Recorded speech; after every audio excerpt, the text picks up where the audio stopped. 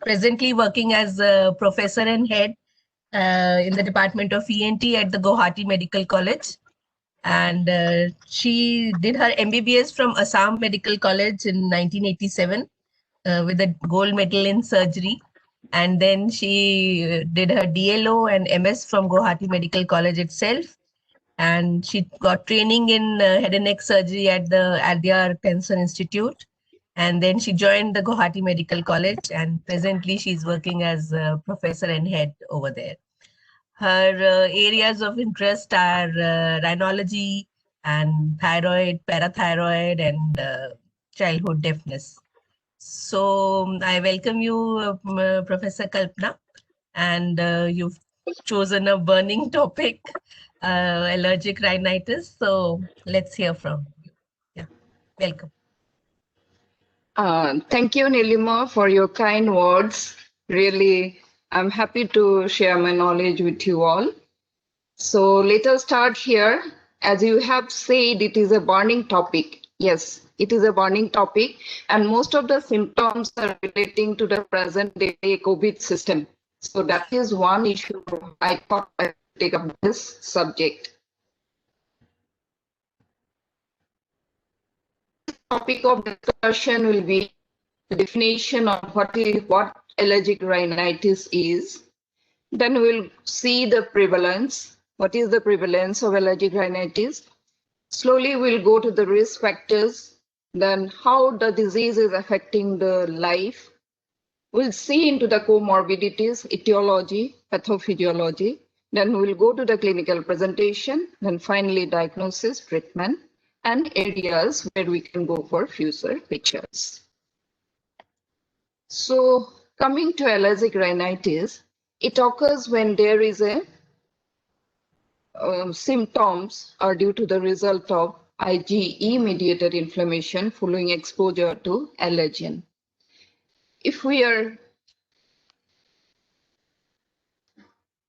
Rhinitis is defined clinically by a combination of 2 or more nasal symptoms like your running nose, nasal blockage, itching, and sneezing. But when we call it a allergic rhinitis, it should be IgE-mediated inflammation. So the impact of the recent ARIA, that is allergic rhinitis, and its impact on asthma group, they have defined the allergic rhinitis into different groups like mild, moderate, and all. So this has been taken up by their workshop in 2008.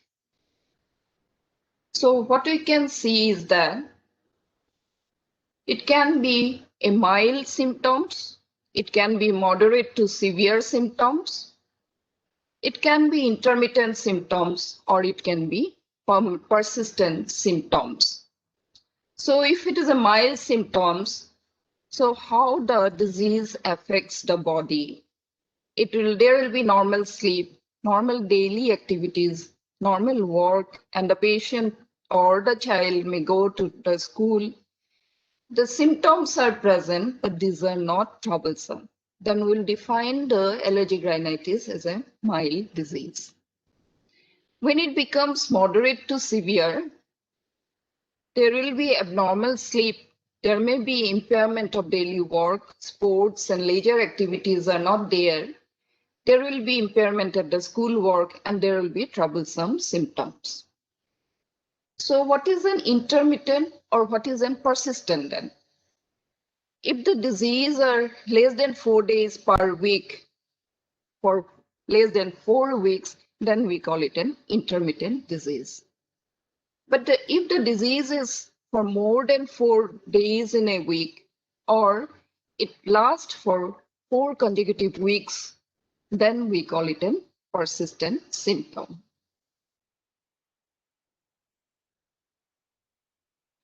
There are 2 words counts. One is a seasonal rhinitis and one is a perennial rhinitis. So what is a seasonal rhinitis? It is in some parts of the world,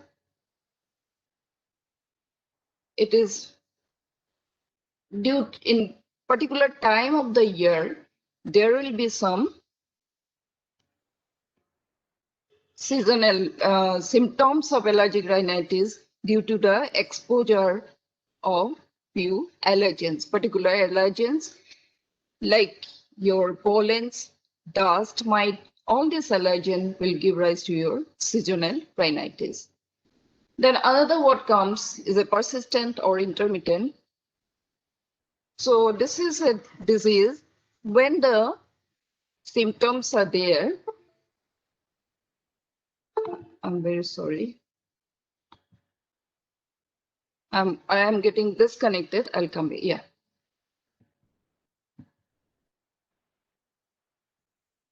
I'm very sorry. I'm getting disconnected. When the disease continues for a long time and it becomes a persistent or perennial disease. Then coming to the prevalence, allergic rhinitis is a global health problem and it affects roughly a quarter of population with Western lifestyle. It is often associated with other allergic diseases, and it is said to be associated with allergic asthma. So the quoted prevalence figure of allergic rhinitis is in between 0.8% to 39.7%. So it has got a very wide range of prevalence. So UK, United Kingdom, has a high prevalence of more than 20% of allergic diseases. Then if we see the risk factors, if there is a family history of allergy, especially allergic rhinitis in the family, then the children or the sibling or the people staying in the same house or in the family or other people in the family may suffer from allergic rhinitis.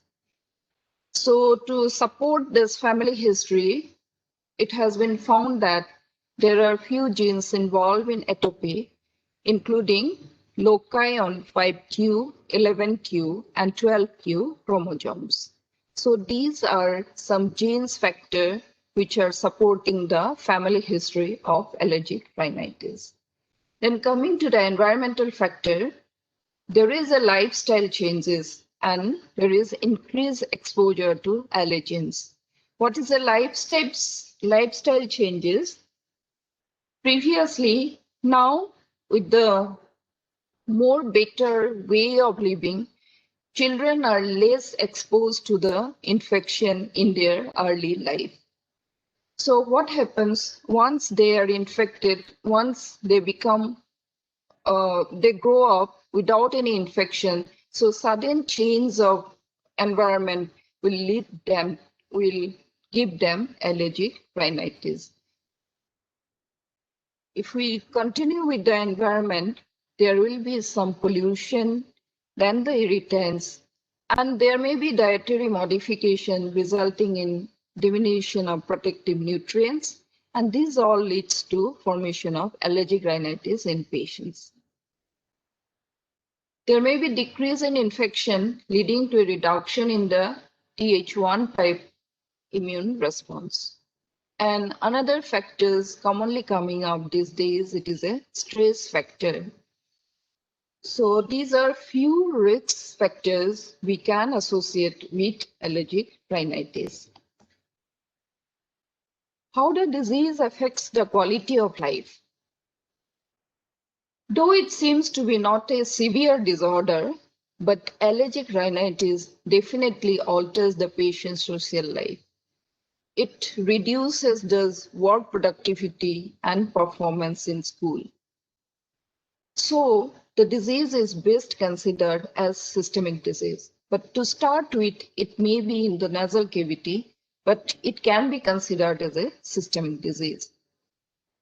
There are few aeroallergens which is recognized that affects the nose in the form of allergic rhinitis and the lungs, that is a allergic asthma. And these two diseases, they run together.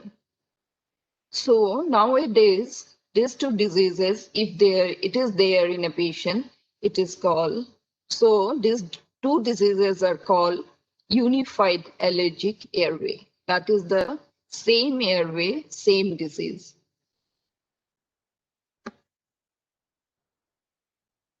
What are the comorbidities associated with the disease? As I have already mentioned, allergic asthma may be there, or it can give rise to sinusitis. It can give rise to otitis media. There may be sleep disorders, as we have mentioned before. There may be some lower respiratory tract infection or dental occlusion. There may be malocclusion of the dental teeth. So there is a diagram to show that how allergic rhinitis may affect different areas of the body. So the patient may develop subsequent asthma. There may be asthma exacerbations. If there is an untreated allergic rhinitis, there may be exacerbation of asthma. And this exacerbation may lead to increased treatment cost in patients with allergic rhinitis. So it is said that effective rhinitis treatment may reduce asthma. So these are the comorbidities which are associated with allergic rhinitis. So there lies the importance of knowing the etiology and pathophysiology of allergic rhinitis. There involves a complex network involving cells, mediators, cytokines, neuropeptides, and adhesion molecules to produce the specific symptoms of allergic rhinitis. I think there is very less diseases which will involve all this type of cells, mediators, cytokines, neuropeptides, and molecules to produce a disease. So allergic rhinitis importance lies there. There are 4 phases of the disease. One is a sensitization. There may be subsequent reaction to allergen that we call a early phase. There is a late phase reaction. Then there may be systemic activation. We'll come to these all 4 stages one by one. So there is a diagrammatic representation to show the different presentation, starting from the sensitization to the early phase to the late phase. And so what is a sensitization?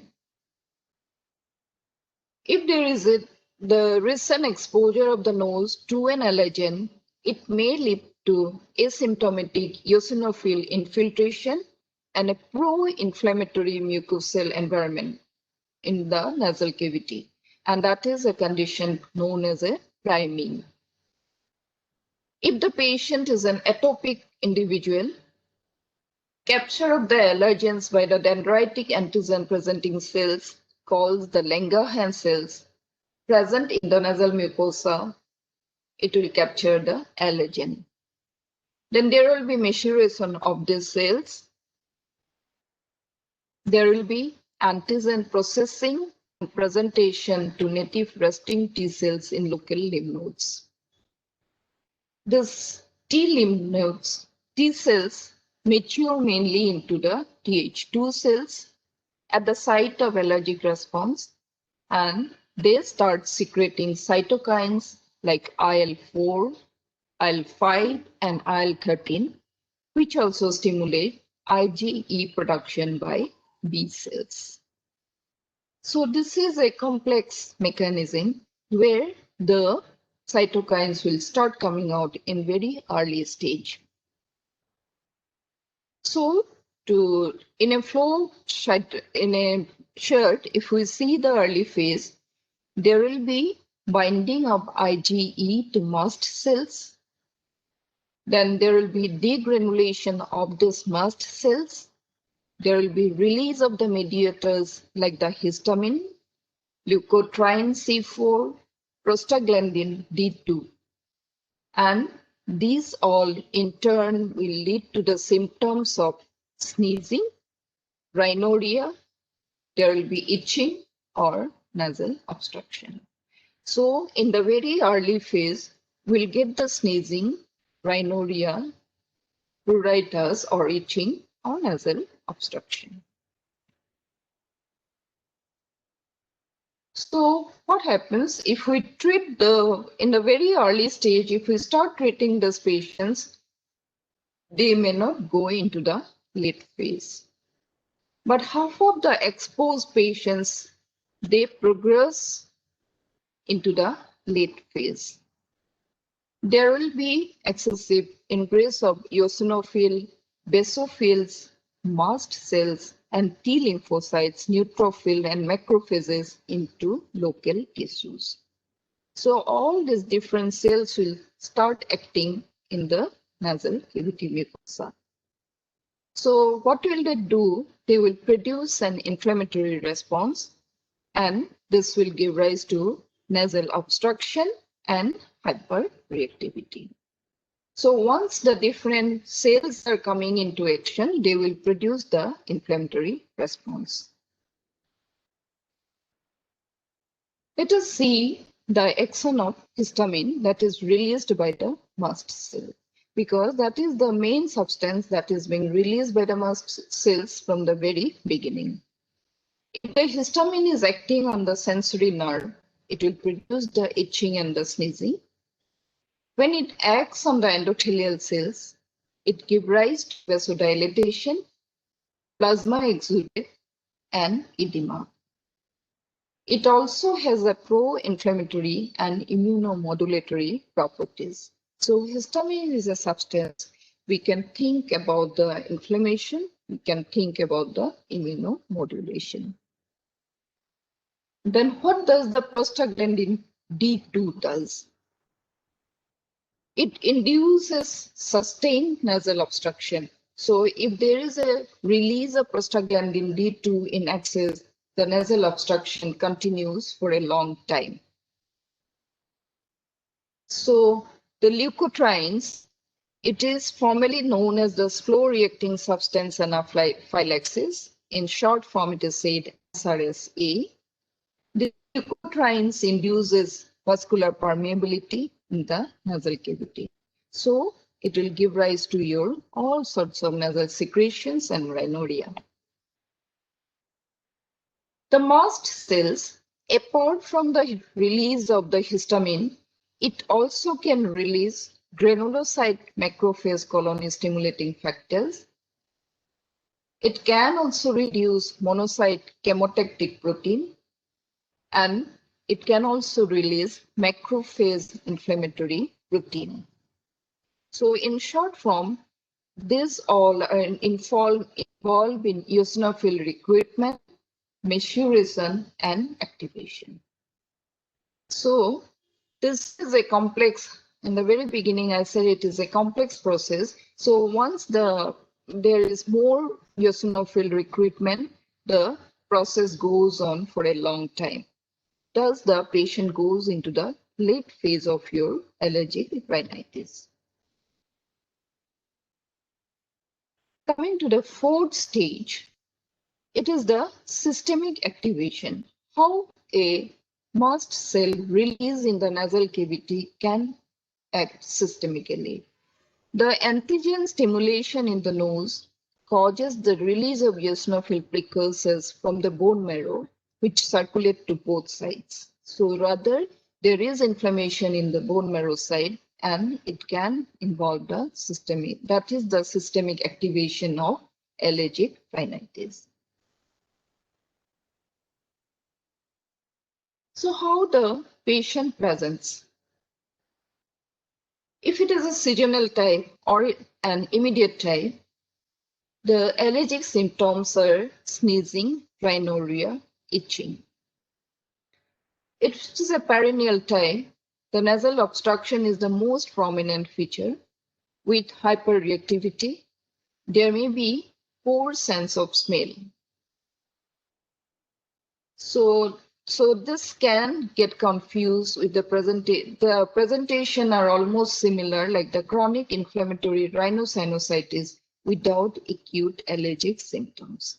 But So that is the problem lies to diagnose a case of allergic rhinitis from chronic inflammatory rhinosinusitis if it is a perennial type of allergic rhinitis. So what do we get on examination? When there is excessive secretion from the nasal cavity, the patient has a tendency of wiping out the nasal cavity very frequently. So many patients, they may come with an allergic crease over the dorsum of the nose, or we call it an allergic salute, that all the time the patient is wiping out his nose. If we do the anterior rhinoscopy, there may be bilateral swollen edematous, pale or bluish mucosa covered by watery secretions. Some patients may have normal mucosa or red nasal lining, particularly if using nasal spray. So these all nasal symptoms may be associated with some ocular symptoms like conjunctivitis, watering from the eyes, or it can be associated with atopic dermatitis. So apart from the nasal symptoms in both perennial and seasonal rhinitis, more so with seasonal rhinitis, we may get ocular symptoms or some dermatitis. There are few pictures to show there is an inferior turbinate hypertrophy with pale mucosa. This is the presentation of conjunctivitis, or it can be atopic dermatitis.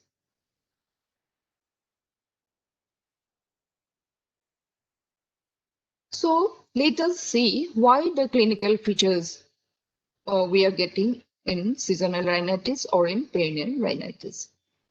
The sneezing, we have already said that histamine release is acting on the nerve cells and it gives rise to the sneezing. The excessive nasal fluid, the mucus secretion, is believed to be the response from serous or seromucinous glands to mast cells or basophil-derived mediators. So nasal obstruction or blockage is a result of the vascular engorgement or vasodilatation. Itching of the nose, eyes, and palate. And because of this itching and redness of the eyes together, there may be some amount of periorbital edema because of continuous tearing or itching of the eyeball. Many patients, sometimes they say there is a tightness of the chest. Actually, it is due to some secretions. They are not able to take the respiration properly, so they may complain about tightness of the chest. There may be some burning or raw sensation in the throat due to the secretions. If we see the perennial rhinitis, this is largely as a result of long-standing nasal mucosal inflammation to the untreated cases. So sneezing, itching, and nasal discharge are prominent. But here, the nasal discharge or the rhinorrhea may be more viscous or purulent depending on cellular recruitment. So what type of cell is there in the nasal cavity or over the mucosa? There may be viscous or purulent rhinorrhea. At this stage, conjunctivitis is far less frequent. That means the eye symptoms are gradually going down. But there may be symptoms of blocked eustachian tube with ear pain or hearing defects. So what you can find on examination of the nasal cavity, there is a pale boggy nasal mucosa. It is covered with thin mucus or mucopurulent secretions. The problem lies with the differential diagnosis because many diseases produce the same type of symptoms. So if we try to see the differential diagnosis, the first symptom comes to our mind, first disease comes to our mind is vasomotor rhinitis. The second thing is your hormonal rhinitis of pregnancy or hypothyroidism. So there may be some confusion with nasal blockage due to deviated nasal septum, or there may be rhinorrhea or persistent secretion inside the nasal cavity due to immobile cilia syndrome, or there may be rhinitis caused by granulomatous diseases, malignancy, drugs, or some emotional factors. So these everything is to be taken into consideration while we come to the differential diagnosis. And presently the COVID status also coming into view. So if we know all these diseases are producing the same type of symptoms, then how will we diagnose a case of allergic rhinitis? So to diagnose the case of allergic rhinitis, we need to take a proper history, because history taking we can set some questionnaires, particularly regarding the exposure to allergens, then the type of at what time the patient gets the allergy, all these things can be in a questionnaire form. So in the history, we can ask different questions to come to a diagnosis. Then the examination, as we have said about the nasal mucosa, and by doing an endoscopy and different examination process of the nasal cavity. And finally, we can do a skin prick test, SPT, or we can go for a radioallergosorbent test, that is a RAST. So all these things we can take into consideration to come to a diagnosis of allergic rhinitis. So one by one, we'll try to see different diseases and how to come to a diagnosis of allergic rhinitis. If the main symptom is nasal obstruction, sneezing, or rhinorrhea, then the differential diagnosis of DNS, non-specific hypertrophy of the inferior turbinate, nasal polyposis, rhinitis medicamentosa, atrophic rhinitis, or a foreign body inside the nasal cavity, or some tumors of the nasal cavity has to be excluded. And this all we can do by doing a simple endoscopic examination. So it will guide us to come to a differential diagnosis if there is a symptom of nasal obstruction, sneezing, and rhinorrhea. The next category is that if the main symptom is posterior rhinorrhea with sneezing and minimal obstruction, then we are supposed to differentiate it from the acute or chronic rhinosinusitis, acute or chronic nasopharyngitis, or if there is any neoplasm. So depending on the type of presentation, we have to consider different diseases to exclude to finally come to a diagnosis of allergic rhinitis.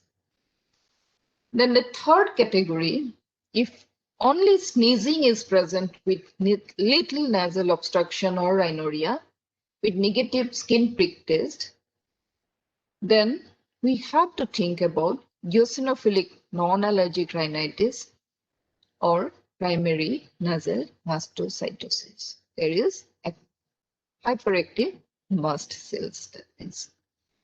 So that is the way we can come to a diagnosis of allergic rhinitis after differentiating many diseases which mimics the same symptoms. So skin prick test. So it is an important test to see, to confirm a diagnosis of allergic rhinitis to a known allergen. So how to do the test? So this allergen in small amount is introduced into the skin, which will cause degranulation of IgE sensitized mast cells with mediator release and formation of a wheal or a flare.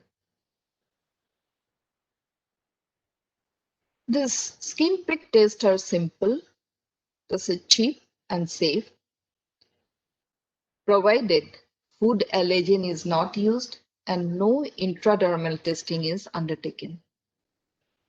Otherwise, it is a safe procedure. All SPTs are undertaken with emergency requirement, including injectable adrenaline and staff having resuscitation training. This is as a precautionary measure. The skin prick test, though this is simple and cheap, but it should be undertaken in a better place. Not if your clinic is not equipped with the emergency situation, you better not do with the skin prick test. So you should be ready with all possible medicines and the resuscitation program. This is not to be done in patients on antihistaminics or with severe eczema, or if the patient has previous anaphylaxis or dermatographism. These are the patients where we should not go for skin prick test. So the picture shows different whale formation with, this is a dog and cat allergen, this is only histamine, and different types of pollens, and all these things are given and to see how the patient reacts. If your skin reaction like this is greater than 2 millimeter in under 5 years and 3 millimeter in adults, we take it as a positive for skin prick test. So the positive skin prick test occur in 20 to 30% of adults, but only 10 to 15% people develop symptoms. So this may be present in 20 to 30%, but symptom produced in only 10 to 15% of patients.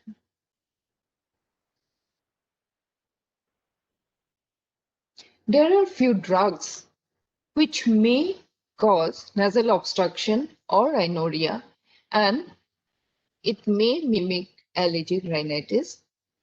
So these drugs like antihypertensive alpha-methyl dopa or beta-adrenergic agent and agonist. If the patient is using some contraceptive pills, or if the patient is using any drugs for hyper or hypothyroidism, this may mimic some symptoms like allergic rhinitis. So this all should come in the history taking process. After knowing allergic rhinitis and after knowing the different system involved with allergic rhinitis, how to manage all these patients? First, everyone says it an allergen avoidance. How to avoid the allergen? If it is a house dust or some like cat, dog, like from pet animals, one should avoid all these things. Though they say allergen avoidance is possible in a clean house. So as much as possible, we should keep the house clutter-free and clean so that we can avoid the allergen. The environmental allergen can be avoided by using a mask, that the one we are doing now. And in seasonal cases, like in pollens and all, so we can avoid it by going out in this particular time of from the house or by using proper mask. So that is the allergen avoidance. Then comes the treatment by different drugs, then by education, Then educate the patient how to avoid the allergen, what to do with if there are symptoms of allergic rhinitis. Then finally comes another treatment is immunotherapy, and surgery is rarely needed. So surgery has very less role in case of allergic rhinitis. So if you see into the pharmacotherapy, topical corticosteroid or oral antihistaminic remain the mainstay of treatment.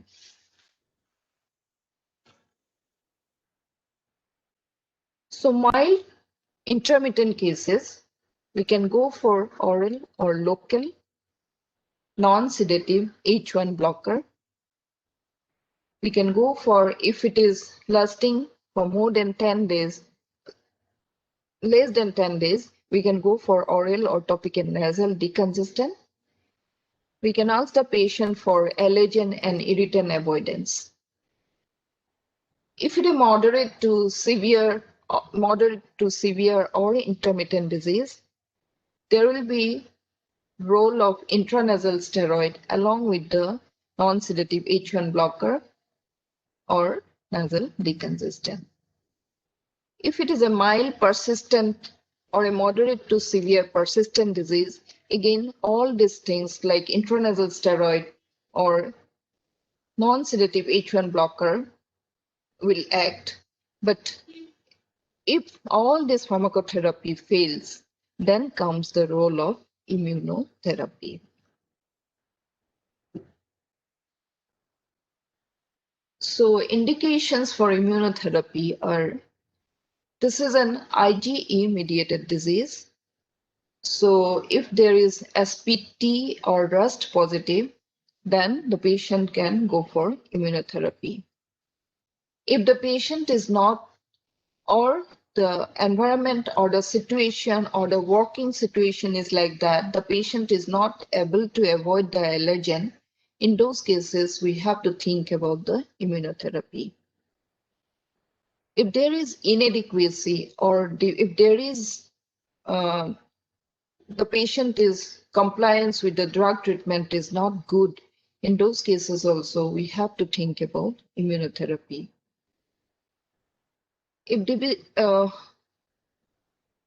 But the patients must understand the risk and the limitation of the treatment, either with the pharmacotherapy available or with immunotherapy. That means the patient must aware of the situation. The immunotherapy, they have to continue for a long duration, maybe up to 3 months. So they should be able to understand the situation. So who are the patients we are not going to do immunotherapy? If the patient has coexistent asthma, if the patient is taking beta blockers, or if the patient is on other medical or immunologic disease, children below 5 years of age, and in case of pregnancy, we are not going to give the immunotherapy to any allergic patient. Coming to the last portion, it is areas of fusor features. Though the disease is called a unified disease, unified airway, but the effect of rhinitis treatment of asthma is not properly understood.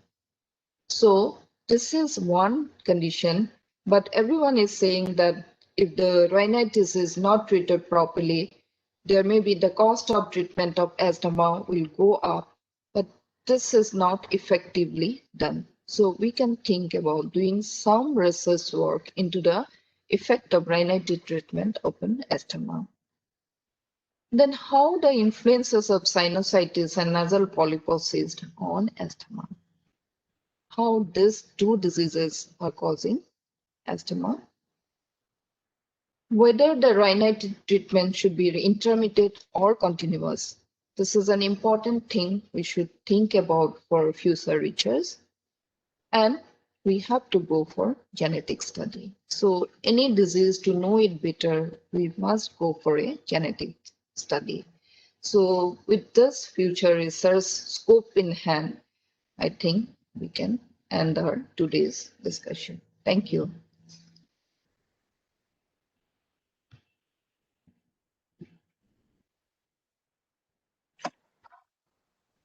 Thank you very much, Dr. Kalpana. Students, please type your questions in chat box.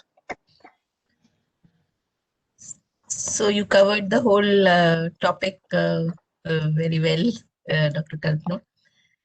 And Mm.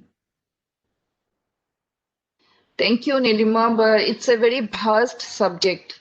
yes, yes. Yeah, so every time it is so many things are coming up. Yeah. There's one question as of now that after how much time do we check for the flare reaction? So I think she's talking about the skin prick test, Yes. most probably. So I think we do check it after 8 to 10 minutes, I believe. Yeah, we have to wait for 10 minutes, then we check. So many patients, it comes, if the patient is atopic, it will come before that. Otherwise, yeah. Yeah, so to measure the exact size of the wheel, maybe we just wait for 8 to 10 minutes and then Right. measure the, 10 minutes. We need to wait maximum 10 minutes. Yeah. I think you can see in the chat box, there are some questions. Next question is, why should we not give immunotherapy in patients with coexistent asthma? Yeah.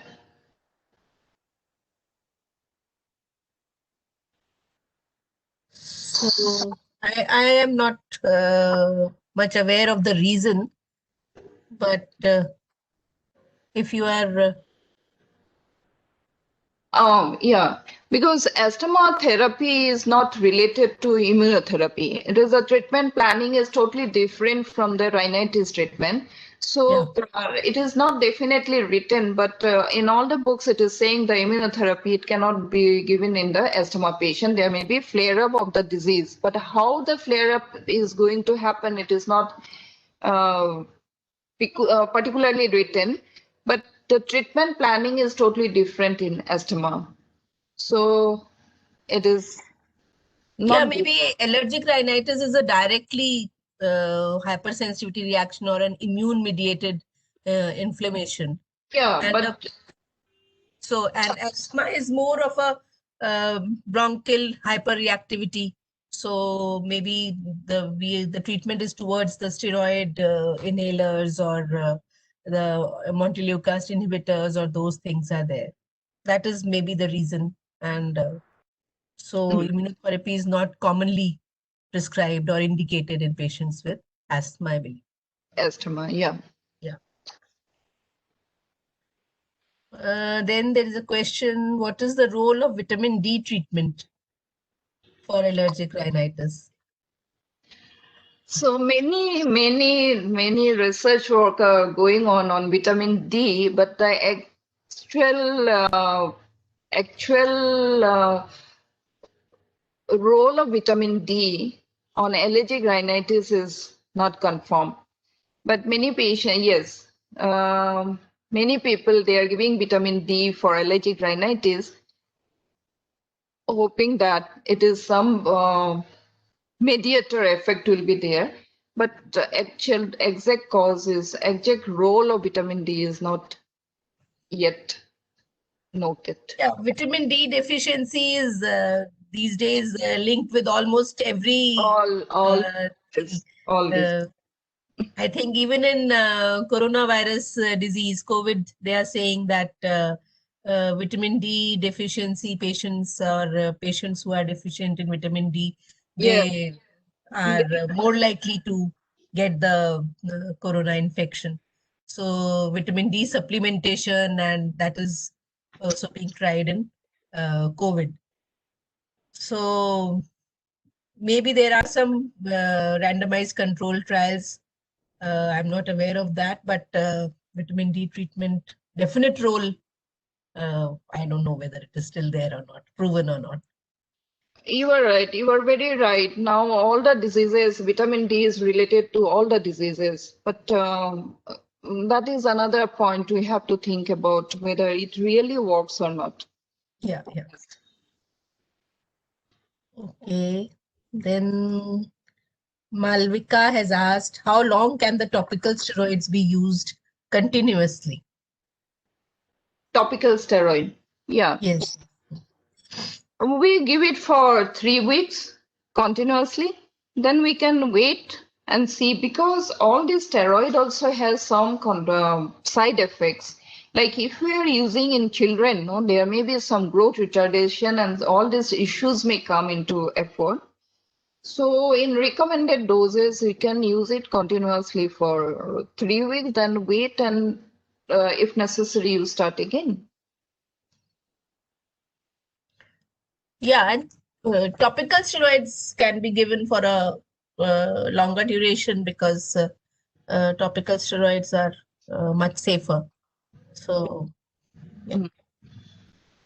Then, how long do we have to wait for the wheal to appear during a skin prick test, ma'am? This has, I think, already been answered. Yes, we wait for 5 to 10 minutes. Yeah. Yeah. Uh, COVID okay. allergic rhinitis. What it? Does air have any influence on COVID infection? Okay.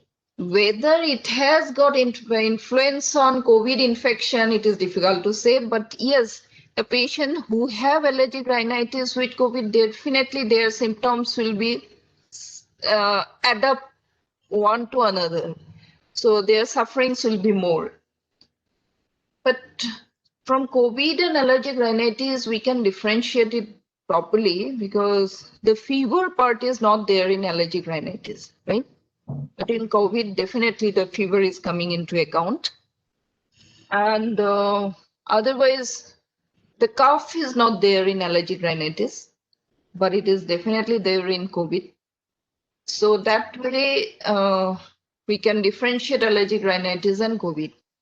And the influence of COVID infection, yes, we have to see it more because COVID is a very new disease, no doubt about that. Yeah, definitely. Initially, it causes confusion in all the patients. That is why the patients are presenting late to our hospitals because in this season, as the winters have set in, and like in Delhi, the pollution levels have increased. So there are a lot of people who are having this rhinitis-like symptoms. So Yeah. it may be just for a common cold, or it may be a seasonal rhinitis, or a flare-up of the perennial allergic rhinitis. So Yes. initially they start with this sneezing and watery rhinorrhea, and so then they get confused whether it is a common cold or a flu or you've contracted COVID. So this is a kind of a debate, and then you have to decide if three days into the symptoms you start having fever or cough, and then it is most probably just not a simple allergic rhinitis, but COVID. yeah, yeah, Yeah. chances of this COVID or that is there. Okay. How many days can we give intranasal steroids and H1 blockers? So I think this is what would That you is say? according to the symptoms. H1 blockers, according to the symptom, it is not that it will continue for a long time. Yeah, once the symptoms subsides with seasonal rhinitis, you can stop the H1 blockers. And intranasal steroids also with the symptoms. You don't have to continue for a long time. So once the symptoms subsides, we can stop it. Because there is Yeah. no tablet dose or anything like that for topical steroid. So we can Yes. ask the patient to stop the steroid dose. Yeah. So it also depends upon the effect of the drugs on the patients. So And if patient is improving, then we can continue for a little longer duration and then stop them. Mm. Okay. Sinopulmonary syndrome. What about it? Ma'am, sinopulmonary syndrome. Nasal steroid spray better to use in the morning. No, nothing like that. Yeah, I don't think there is any particular Timing morning in the day, morning you would give the nasal steroid, no timing like that. Many patients, yes, by getting up from the bed, the moment they get the cold air coming in contact with the nose, they start sneezing. So many people get the symptoms in the morning. Those are the patients you can advise them to take it in the morning.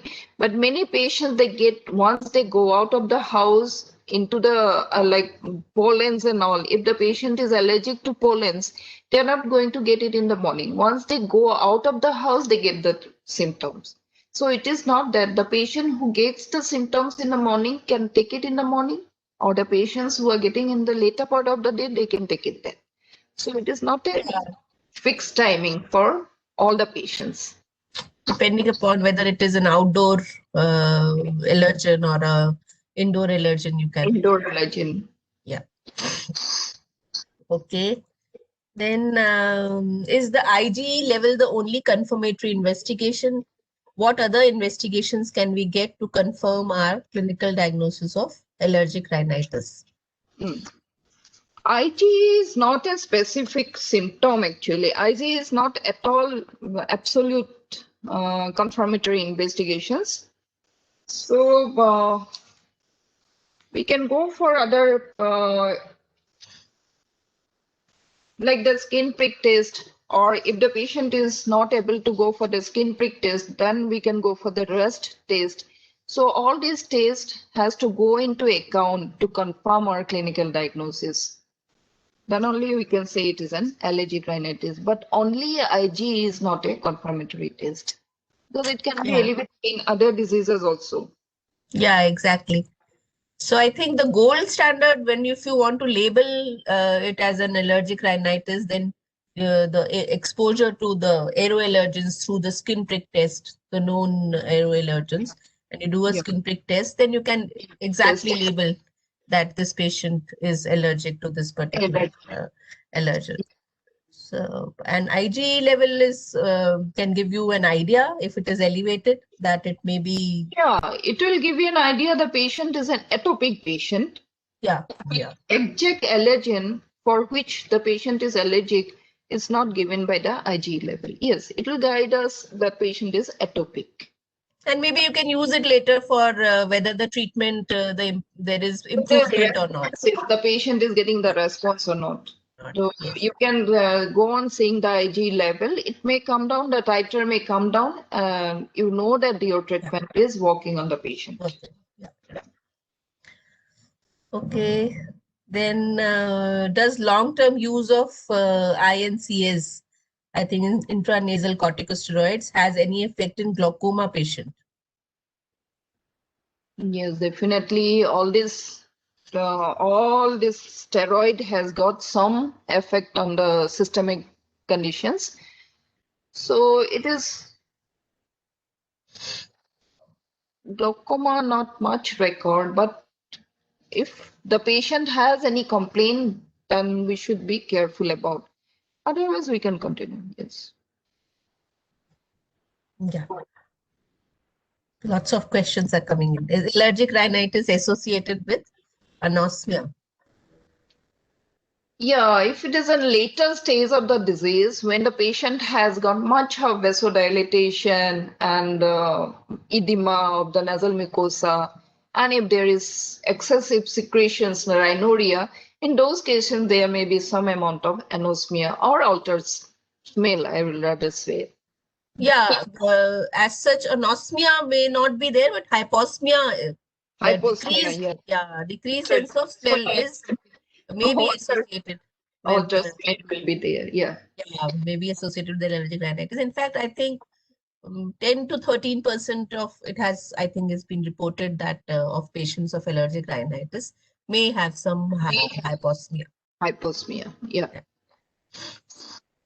Then is there need to check absolute eosinophil count and serum Ig in allergic rhinitis? How does it alter the treatment?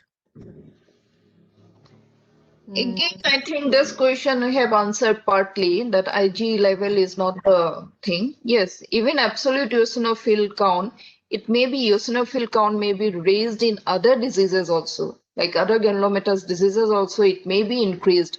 So it is not an absolute necessity for allergic rhinitis. Yet for treatment planning, we can see this too.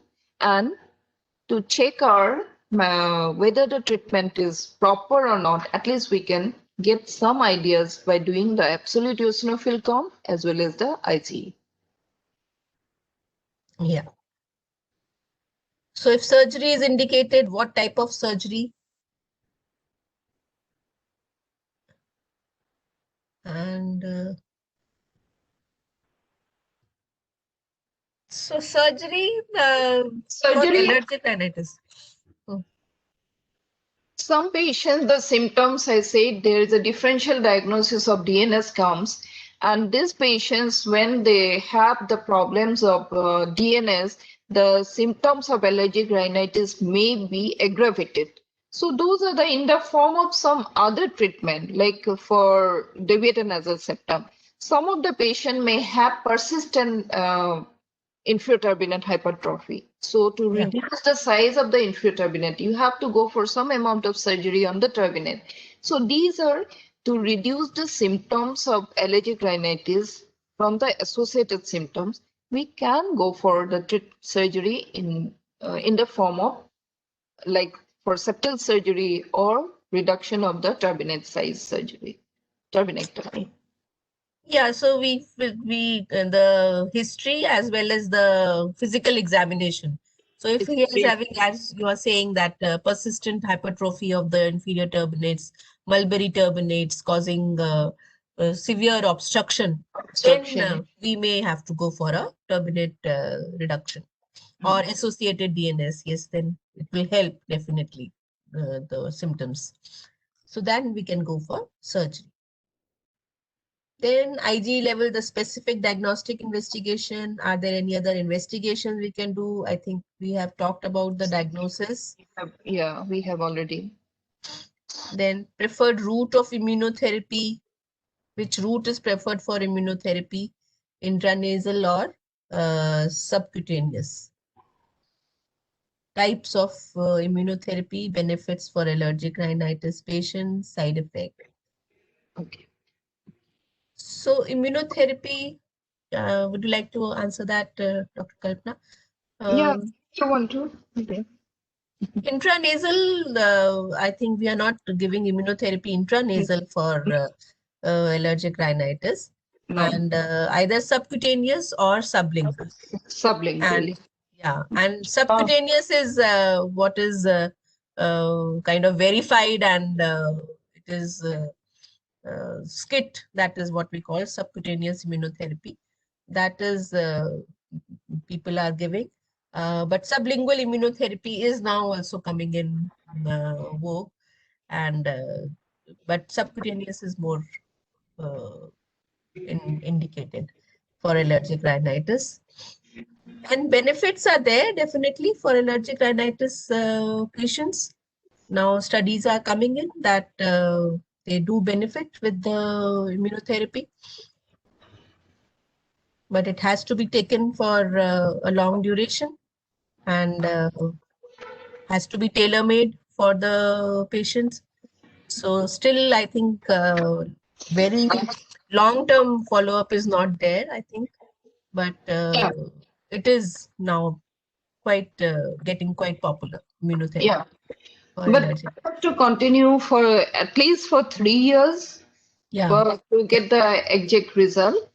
Yes. But most of the people, they are saying getting good result. But in few of the patients, there may be very few patients, there may be anaphylaxis reaction. So we should be very much careful about.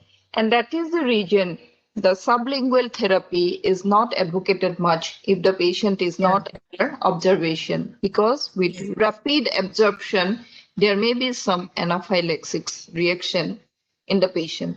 So to avoid that, it is always better to go for the subcutaneous injection. Yeah, definitely. There is again a question about the duration of the treatment. Nasal decongestants along with intranasal steroids.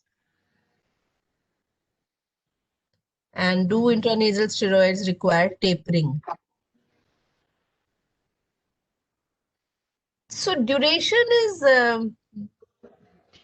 according to the symptoms. Once the symptoms are reducing, then you continue for after maybe the symptoms reduced, then you continue till it subsides, then you stop. So there is not a thing, like you said, in immunotherapy, it is a tailor-made. Like for all allergic patients, this has to be tailor-made. Not that we'll using, because the symptoms of one patient may reduce in a shorter time, or the symptoms of the other patient may continue for a long time. So that is the reason we have to think about the patient. We have to take into consideration about the patient's symptoms. Yeah, so it is like there is an individual variation in the duration of the treatment. You can start with a combination of nasal decongestants and steroids, intranasal steroids. Then gradually you can, as the patient is responding, you can stop the decongestants. The patient can be on intranasal steroids for a longer duration, and then he can stop it. Also will depend whether the patient has an intermittent rhinitis or a continuous perennial rhinitis, what is the severity of symptoms. So I think all these will constitute the individual variation. Yeah, individual variation. Yes. And intranasal steroids, I don't require tapering. Yeah. No, yeah. it is not required. Roll video neurectomy. Currently, is it done? No. Yeah. It is not usually done. Yeah. For allergic rhinitis, yes. Yeah. So I think Mr.